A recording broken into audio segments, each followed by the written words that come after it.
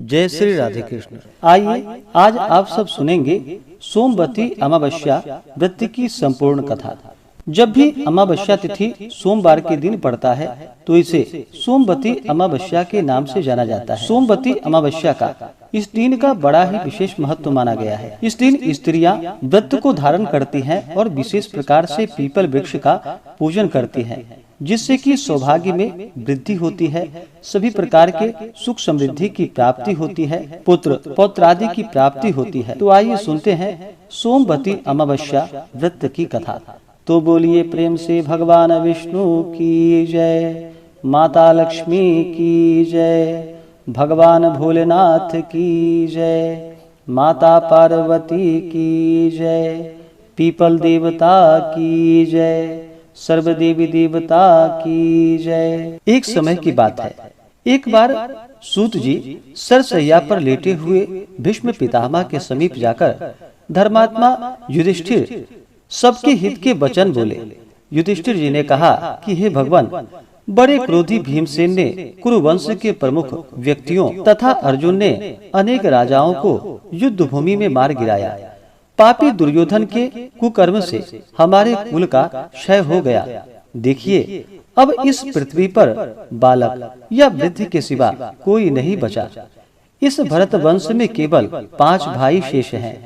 इसी कारण यह एक छत्र राज भी मुझे नहीं भाता। मुझे तो अपने जीवन पर भी ग्लानि होती है। मुझे अपने अंगों पर भी प्रेम नहीं रहा। अपनी संतान का विच्छेद देखकर दिन प्रतिदिन मेरे हृदय में बड़ा संताप होता है। उधर उत्तरा बहू के गर्भ से उत्पन्न परीक्षित भी अश्वत्थामा के अस्त्र से भस्म प्राय हो गया। अब अपने वंश में कोई पिंडदान देने वाला नहीं है। यह देखकर मुझे बड़ा दुख हो रहा है। हे पितामह, मेरे दुख का क्या कोई अंत नहीं है? मुझे बतलाइए कि अब मैं क्या करूं और कहां जाऊं। आप कोई उपाय शीघ्र मुझे बतलाइए, जिससे हमें चिरंजीवी संतति प्राप्त हो सके।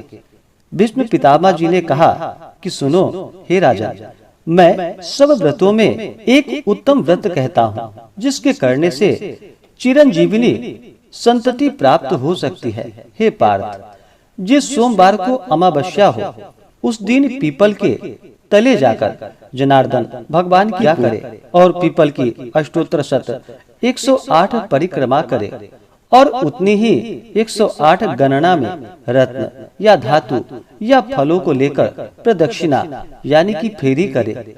हे राजा, यह व्रतराज अति शुभ फल देने वाला और विष्णु भगवान को प्रसन्न करने वाला है। इस व्रत को आप उत्तरा से करावे, तब उसका मृतक गर्भ जिएगा, जो तीनों लोकों में विख्यात गुणवान पुत्र होगा।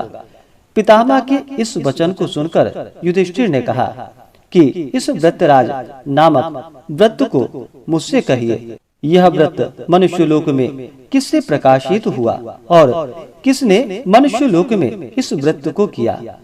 तब भीष्म पितामह जी ने कहा कि हे राजा, इस भूमि में सर्वत्र विख्यात कांची नाम की पुरी, जो चांदी के पर्वतों के समान बड़ी बड़ी उच्च धवल अटारियों से सुविराजित थी, सुंदर वेश वाले नगर के नर नारियों से सुशोभित थी और अपने अपने कर्म करने वाले ब्राह्मण, क्षत्रिय, वैश्य, शूद्रों से आवृत्ति थी। वह नगरी रूप तथा चतुराई युक्त उत्तम वैश्याओं से अलंकृत मानो कुबेर की अलकापुरी और इंद्र की अमरावती पुरी के समान थी और अग्नि देवता की तेजोवती पुरी के समान अनेक रत्नों से भरी थी। उस पुरी में बड़ा पराक्रमी रत्नसेन नाम का राजा रहता था। उस राजा के राज्य में एक देवस्वामी नामक ब्राह्मण रहता था। उस ब्राह्मण की अति सुंदर धनवती नाम की बड़ी पत्नी थी। धनवती अपने नाम के अनुसार मूर्तिमती दूसरी लक्ष्मी थी। उस पत्नी से देवस्वामी के ही सदृश बड़े गुणी 7 पुत्र और गुणवती नाम की एक कन्या हुई।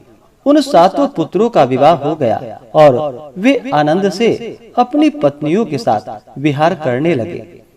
गुणवती कन्या अपने अनुरूप वर चाहती थी। इसी बीच एक ब्राह्मण एक दिन उसके घर भिक्षा के लिए आया। वह अपने ब्रह्म तेज से मूर्तिमान अग्नि के समान तेजस्वी था। सो उस भिक्षुक ब्राह्मण ने द्वार पर आकर आशीर्वाद प्रदान किया। उसकी मधुर वाणी सुनकर दिव्य स्वामी की 7 पुत्र बधुएं संभ्रम से अलग अलग भिक्षा लेकर आई और उन्होंने पृथक पृथक भिक्षा उस ब्राह्मण को दी। भिक्षा के बदले उस भिक्षुक ने उन स्त्रियों को सदा सौभाग्यवती भव कहकर आशीर्वाद दिया। धनवती ने अपनी कन्या गुणवती को भिक्षा देने के लिए भेजा। गुणवती ने आकर प्रस्थान के लिए उद्यत भिक्षुक को रोककर भिक्षा दी, तो उस भिक्षुक ने गुणवती को भी आशीर्वाद देते हुए कहा कि हे शुभे, तुम धर्मवती हो। आशीर्वाद सुनकर गुणवती अपनी माता के पास गई और कहा, माताजी, भिक्षुक ने मुझे धर्मवती होने का आशीर्वाद दिया है। इस बात पर गुणवती की माता अपनी पुत्री गुणवती को साथ लेकर भिक्षुक के पास आई और गुणवती से उस भिक्षुक को फिर से प्रणाम करवाया। भिक्षुक ने फिर गुणवती को वही आशीर्वाद दिए जो पहले दिया था। तब उसकी माता धनवती बड़ी चिंतित होकर बोली कि हे भगवान, हे विप्र, आप मुझ पर प्रसन्न हो और मेरे वचन को ध्यान देकर सुने और मन में विचार कर उसका उत्तर दे, क्योंकि मुझे बहुत बड़ा संदेह है कि आपने मेरी पुत्र वधुओं को सदा सौभाग्यवती रहने का वरदान दिया है तथा मेरी गुणवती कन्या को आपने विपरीत वरदान क्यों दिया है। हे भद्रे, तुम सदा धर्मवती हो, यही बार बार आपने आशीर्वाद दिया है, परंतु इसे आपने सदा सौभाग्यवती होने को वर नहीं दिया। हे विप्र, इसका क्या कारण है, आप मुझे बतलाइए, मुझको बड़ा संदेह हो रहा है।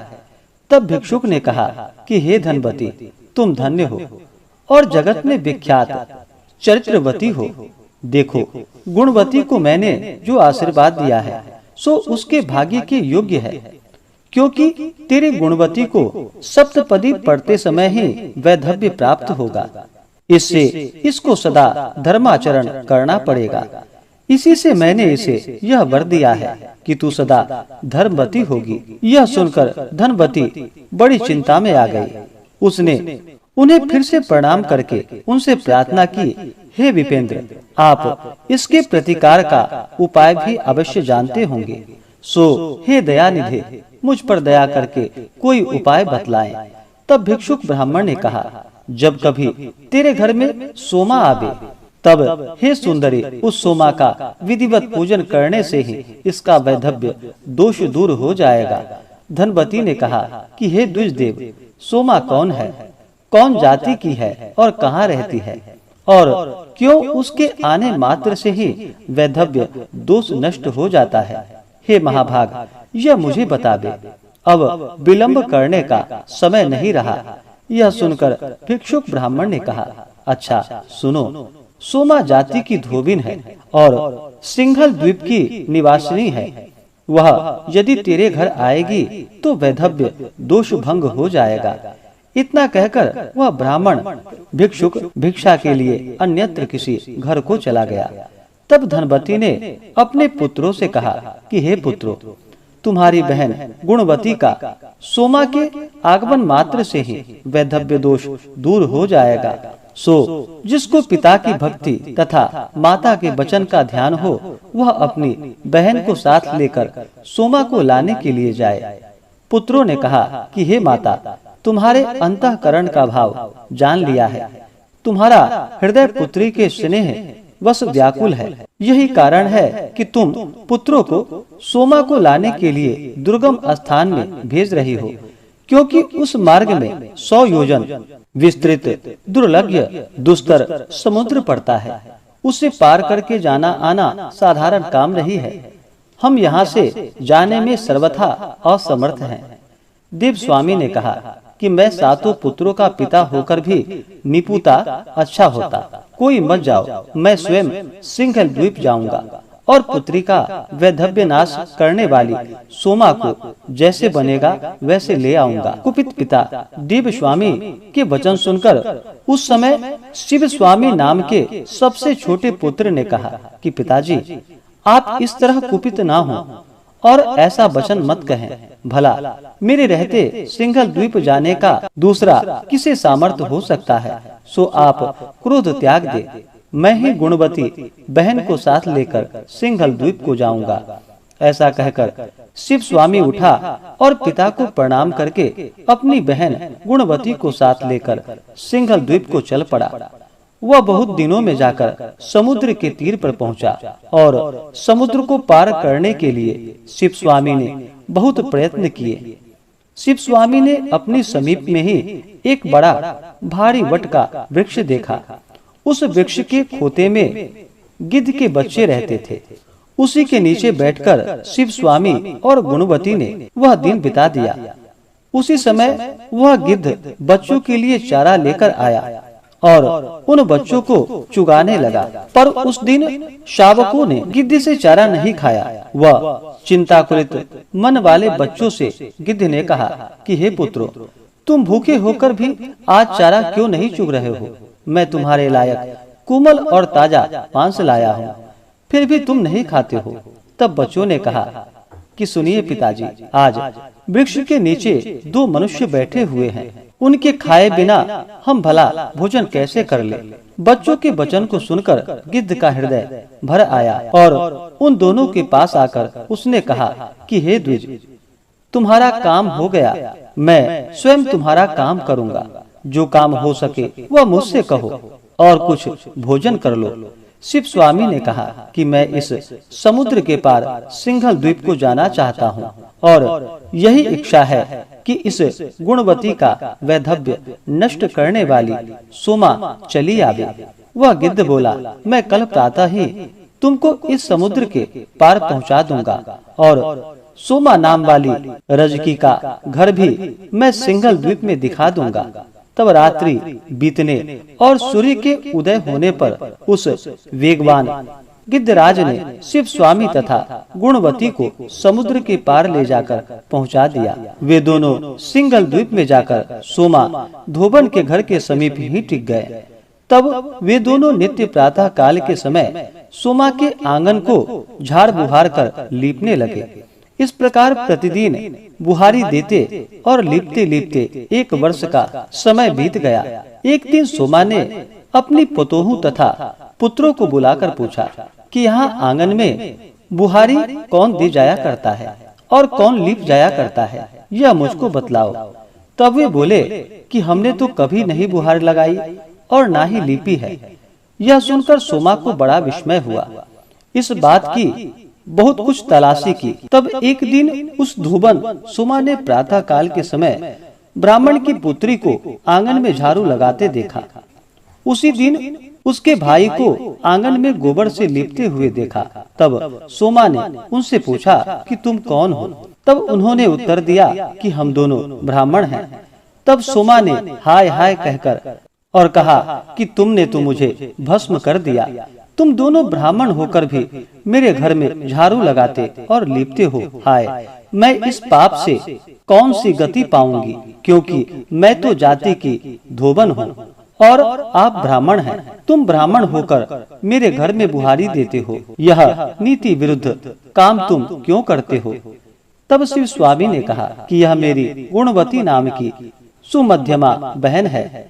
इसके भावर पड़ते ही वैधव्य होना लिखा है, सो तुम्हारे समीप होने से इसका वैधव्य नष्ट हो जाएगा। इसलिए मैं अपनी बहन गुणवती को लेकर तुम्हारी सेवकाई करने के लिए आया हूँ। सोमा ने कहा, बस अब तुम आज से यह काम मत करो। मैं तुम्हारी आज्ञा से जहाँ तुम कहोगे वहाँ चलूंगी, तुम्हारी आज्ञा पालन करूंगी। ऐसा कहकर घर में जाकर सती सोमा ने अपनी पतोहू से कहा कि मैं यहाँ से इनके साथ जा रही हूँ। आज से यदि कोई भी प्राणी मेरे राज्य में मरे तो तुम उसकी रक्षा करना। जब तक मैं न आऊं तब तक किसी के कहने से अग्नि में जलाना नहीं। तब उनकी पुत्र वधुओं ने अपनी सास की बात को अंगीकार कर लिया और सोमा वहाँ से चलकर महासागर के पास आई और उसने क्षण भर में समुद्र के पार पहुँचा दिया। तदंतर वह स्वयं आकाश मार्ग से उड़कर क्षण में समुद्र को पार कर गई। तब वे तीनों एक निमेष में कांचीपुरी में आ पहुँचे। तब धनवती ने सोमा को आई हुई देखकर प्रसन्न मन से उनकी पूजा की। इसी बीच शिव स्वामी भी देशांतर से अपनी बहन के वर पाने की इच्छा से उज्जैनी नाम की नगरी चला गया। वहाँ से देव शर्मा ब्राह्मण का पुत्र रुद्र शर्मा, जो कि बड़ा गुणी था, उसे अपनी बहन गुणवती के वर हेतु वर लाया। तब रज की सोमा के समक्ष गुणवती का रुद्र शर्मा के साथ विवाह होने लगा। तब सुंदर नक्षत्र तथा सुंदर लग्न से देव स्वामी ने रुद्र शर्मा को अपनी कन्या दान कर दी। तदंतर जबकि विवाह मंत्रों से अग्नि में हवन किया जा रहा था, तो भावर पड़ते ही गुणवती का वह रुद्र शर्मा मर गया। यह दशा देखकर घर के सभी लोग रोने लगे, पर सोमा को कुछ आकुलता नहीं हुई और उन लोगों के रुदन से बड़ा ही कोलाहल मच गया। तत्काल उस सोमा रजकी ने गुणवती के लिए दत्तराज के पुण्य का संकल्प करके उसे दे दिया, जो कि अपमृत्यु का विनाशक था। उस व्रतराज के प्रभाव से रुद्र शर्मा तुरंत सोए हुए के समान जाग उठा। इस प्रकार उस विवाह कार्य को समाप्त कर तथा व्रतराज का उपदेश देकर उसने धनवती से आज्ञा मांगी। इस प्रकार सोमा धोबिन मरे हुए उस ब्राह्मण को जिलाकर हर्ष से पूर्ण मनोरथ होकर अपने घर को लौट गई। इसी बीच सोमा के घर में पहले उसके पुत्र मरे, बाद में उसका स्वामी मर गया और इसके पश्चात उसका दामाद स्वर्ग सिधार गया। सोमा के आने के बाद ही सोमवार युक्त अमावस्या तिथि आ पहुंची, जो मृत संजीवनी तिथि कहलाती है। इसी समय सोमा ने कहीं जल के समीप खड़ी एक वृद्ध स्त्री को देखा, जो रुई के बोझ से दबी जा रही थी और बड़ी दुखनी होकर बुरी तरह से रो रही थी। उस वृद्धा ने सोमा को देखकर कहा, बेटी, मेरे सिर पर से रुई के भार को उतार लो, मैं इसके बोझ से दबी जा रही हूँ और इसी से रोती हूँ। सोमा ने कहा कि हे वृद्धे, आज एक तो अमावस्या तिथि है, दूसरे सोमवार भी है, इसलिए आज के दिन मैं रुई नहीं छूऊंगी। मेरा आज के दिन का यह नियम है। उसी जगह एक मूलियों का बोझ लिए हुई अन्य स्त्री को भी सोमा ने देखा। सोमा को देखकर उस मूली वाली ने भी कहा कि मैं इनके बोझ से दब रही हूँ, तुम मेरा बोझ उतार दो और तनिक मेरे पास खड़ी हो जाओ, मैं तो तुम्हारे संग चलूंगी। सोमा ने कहा कि क्या तुमको नहीं मालूम कि आज सोमवती अमावस्या का दिन है, सो मैं आज के दिन मूल और तुल का सभी स्पर्श नहीं करती। इसके बाद पीपल के वृक्ष तले पहुँच और नदी के तट पर जा तीर्थ स्नान करके उसने शर्करा से विष्णु भगवान का पूजन किया। तदंतर उस बड़ भागिनी ने 108 बार प्रदक्षिणा की। भीष्म पितामह कहते हैं, जब उसने शर्करा हाथ में लेकर अष्टोत्तर शत प्रदक्षिणा की, तभी उसके जामाता, पति तथा पुत्र सब जीवित हो उठे और वह नगर शोभा से परिपूर्ण हो गया और वह घर भी अपरिमित धन से भर गया। तब सोमा अपने घर को आई। उसने अब अपने भ्राता और पुत्र तथा दामाद को जीवित देखा और उन जाते हुए लोगों के पास आई, तो उसने अपने को कृत्य माना। तब सब पुत्र वधुओं ने आकर उस तपस्विनी को प्रणाम किया और यह पूछने लगी कि हे देवी, तुम्हारे पति जामाता बांधव मर गए थे, तब सब कैसे और किस तरह जीवित हो उठे, यह हमें बतलाओ। तब सोमा बोली कि मैंने गुणवती को व्रतराज का पुण्य अर्पण किया था, उस पुण्य दान से इनकी आयु समाप्त हो गई थी, इसी से यह सब मर गए थे। फिर मैंने तूल को तथा मूल को जो नहीं छुआ, और हे पुत्र वधुओं, जो पीपल में विष्णु का पूजन करके शर्करा को हाथ में लेकर अष्टोत्तर शत यानी कि 108 बार प्रदक्षिणा की, इस पुण्य के प्रभाव से पति, जामाता तथा पुत्र फिर से जीवित हो उठे हैं। अब से तुम सब भी इस व्रतराज का विधान अवश्य करती रहो, इससे तुम लोगों को कभी भी वैधव्य प्राप्त नहीं होगा और सदा सौभाग्य बढ़ता रहेगा। यूं कहकर सोमा ने सब पुत्र वधुओं से यह व्रत करवाया। तब अनेक भोगों को भोग कर वह अपने पति पुत्रादि के साथ सबों से परिवृत्त होती हुई विष्णु लोक को जा पहुंची। हे पार्थ, यह मैंने विस्तार के साथ आपसे कहा है। युधिष्ठिर जी बोले कि हे महाराज, इस व्रत का महात्म्य तथा विधि विस्तार से कहिए कि यह व्रत किसे करना चाहिए। तब भीष्म पितामह बोले कि हे पार्थ, जब सोमवार युक्त अमावस्या हो, उस दिन का पुण्य काल देवों को भी दुर्लभ होता है। हे कुरुनंदन, उस दिन सवेरे व्रती जलाशय में जाकर मौन भाव से स्नान करे, फिर कौशेय अर्थात रेशमी वस्त्र पहने और व्रती पीपल वृक्ष के समीप जाकर उसकी जड़ में मंत्र सहित विष्णु भगवान का पूजन करे और पूजन में यह मंत्र पढ़े कि व्यक्त अव्यक्त रूप वाले, सृष्टि स्थिति तथा अंत करने वाले, आदि मध्य व अंत रहित विष्णु भगवान को नमस्कार है। यही विष्णु पूजा का मंत्र है। इस तरह पीत वस्त्र, अक्षत, विविध प्रकार के फल, पुष्प तथा अनेक प्रकार के भक्ष्य, भोज्य, लोह्य तथा चोष्य पदार्थों से गोविंद का पूजन करे। तदंतर पूर्वोक्त मंत्र से पीपल वृक्ष का पूजन करे और हाथ जोड़कर कहे कि हे अस्वस्थ, तुम अग्नि के आश्रय हो, गोविंद के उत्तम निवास हो। अतएव हे वृक्षराज, मेरे सब पापों को दूर कर दो, मैं आपको प्रणाम करता हूँ। फिर कहे कि हे देव, तुम जड़ से तो ब्रह्मा जी के और मध्य से विष्णु भगवान के और मस्तिष्क से शिव जी के स्वरूप हो। हे अस्वस्थ देव, मैं तुम्हें नमस्कार करता हूँ। यह प्रदक्षिणा का मंत्र है। इस तरह पूजा विधि संपन्न करके प्रदक्षिणा करे। फेरी में मोती, मोहर, मूंगा, हीरा, मणि और कोई भी चीज हो, उन्हें अष्टोत्तर शत यानी कि 108 संख्या को लेकर उनसे या किसी अन्य फल पुष्पादिकों द्वारा फेरी देवे अथवा उन्हें खाद्य सामग्री या अन्न से या घी से या चावलों से भरकर फेरी देवे, यानी उनको हाथ में लेकर पीपल की प्रदक्षिणा करते हुए फेरी देवे।